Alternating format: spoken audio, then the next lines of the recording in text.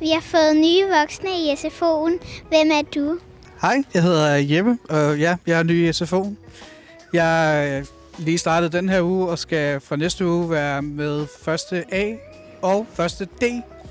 Så hej alle sammen, og kom endelig over og sige hej. Hej, jeg hedder Sara, og jeg er ny i SFO'en. Jeg er uddannet pædagog, og jeg skal være i 0. D. Hej, jeg hedder Lene, og jeg er ny. Jeg startede i går. Jeg skal være inde i 0. A og i SFO'en, og jeg kan rigtig godt lide at være kræa, så der vil I nok også kunne finde mig en del.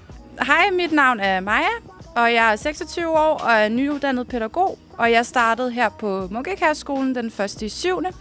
Og jeg har specialiseret mig inden for skole-fritidsområdet, hvor jeg har nogle kompetencer inden for idræt, sundhed og bevægelse. Og udover det, så kan jeg også rigtig godt lide at lave kreative ting med børn. Og når vi starter her efter sommerferien, der skal jeg være med i 0. A og bliver også en del af SFO-delen.